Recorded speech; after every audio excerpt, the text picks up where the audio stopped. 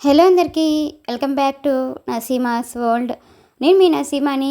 ఈరోజు మన కిచెన్లో రెసిపీ వచ్చేసి సొరకాయ గారెలు.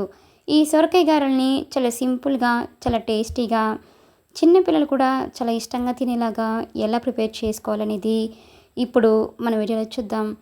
ఈ సొరకాయ గారెల్ని ఎప్పుడు ఇలా ట్రై చేయకపోతే ఈసారి తప్పకుండా ఈ రెసిపీని ట్రై చేసి చూడండి. చాలా అంటే చాలా టేస్టీగా ఉంటుందండి.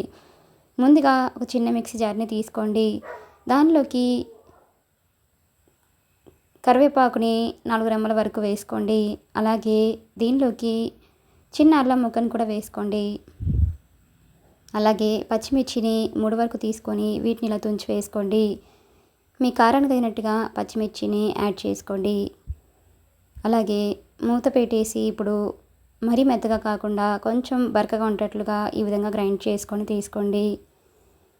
ఇప్పుడు సగం వరకు సొరకాయని తీసుకొని దీనికి రెండు వైపులా కూడా సైడ్స్ కట్ చేసుకొని సొరకాయకి ఉన్న పొట్టు ఏదైతే ఉంటుందో ఈ పొట్టు మొత్తాన్ని కూడా ఈ విధంగా పీలప్ చేసేసుకొని తీసుకోండి. ఇప్పుడు దీనిని శుభ్రంగా వాష్ చేసుకొని గ్రేటర్ సహాయంతో దీనిని గ్రేట్ చేసుకొని తీసుకోండి. ఇలా మీడియం హోల్స్ ఉన్న వైపు గ్రేట్ చేసుకొని తీసుకోండి. మీకు కావాలనుకుంటే పెద్ద హోల్స్ ఉన్న వైపు అయినా కూడా గ్రేట్ చేసుకొని తీసుకోండి.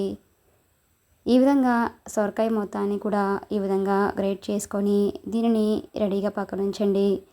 ఇలా తురుముకున్న ఈ సొరకాయ తురుముని ఇప్పుడు మిక్సింగ్ బౌల్లోకి తీసుకోండి.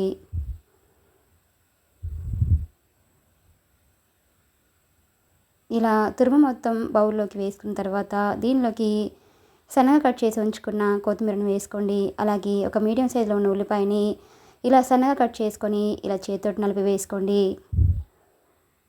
అలాగే మనం ముందుగా గ్రైండ్ చేసి ఉంచుకున్న పచ్చిమిర్చి మిశ్రమాన్ని కూడా వేసుకోండి.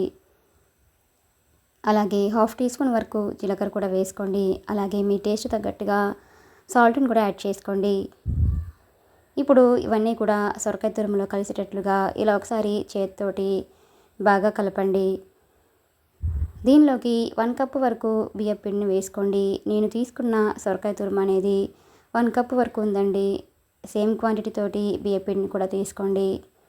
ఇలా పిండి కూడా వేసుకున్న తర్వాత ఇదంతా కూడా కలిసేటట్లుగా ఒకసారి బాగా మిక్సింగ్ చేయండి.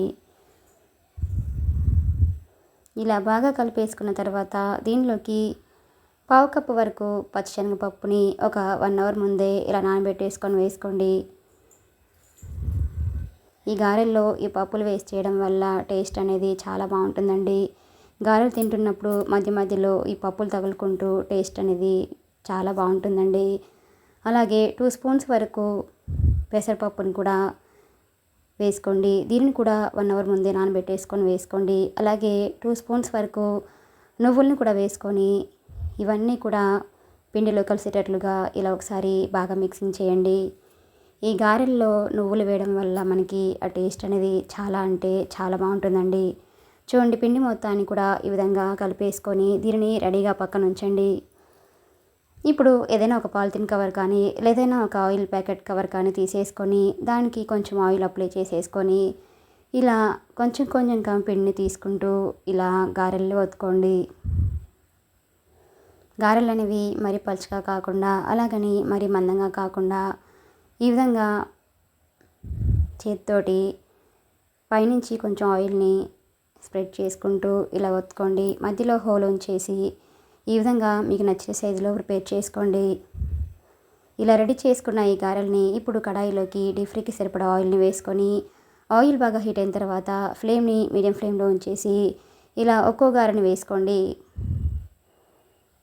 మీకు ఆయిల్లో ఎన్నైతే గారెలు పడతాయో అన్నిటిని కూడా వేసుకొని ఇవి ఒకవైపు కంప్లీట్గా ఫ్రై అయిపోయిన తర్వాత రెండో వైపుకి టర్న్ చేసుకొని రెండు వైపులా కూడా వీటిని మీడియం ఫ్లేమ్లో ఉంచేసి బాగా ఫ్రై చేయండి.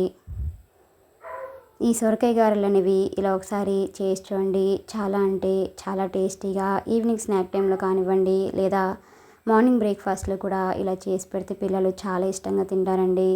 ఇలా ఒకదాని తర్వాత ఒకటి ఇలా వేసుకుంటూ ఇలా అన్ని గారెల్ని కూడా ఈ విధంగా రెండు వైపులా కూడా మంచి కలర్ వచ్చేంత వరకు వీటిని బాగా ఫ్రై చేసుకొని తీసుకోండి. ఇలానే మిగతా వాటిని కూడా ఆయిల్లో వేసేసుకొని వీటిని కూడా రెండు వైపులా కూడా మనకి లైట్ బ్రౌన్ కలర్ వచ్చేంత వరకు వీటిని బాగా ఫ్రై చేసుకొని ఆయిల్ నుంచి తీసేసుకోండి.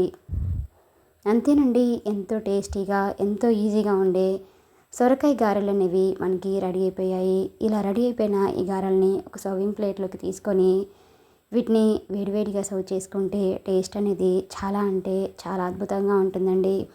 మీకు కూడా ఈ రెసిపీ కనుక నచ్చినట్లయితే ఒక లైక్ చేయండి. ప్లీజ్ లైక్ చేయండి, షేర్ చేయండి, సబ్స్క్రైబ్ చేయండి. మరిన్ని మంచి మంచి రెసిపీస్ కోసం మన నరసింహాస్ వరల్డ్ ఛానల్ని సబ్స్క్రైబ్ చేసుకోండి.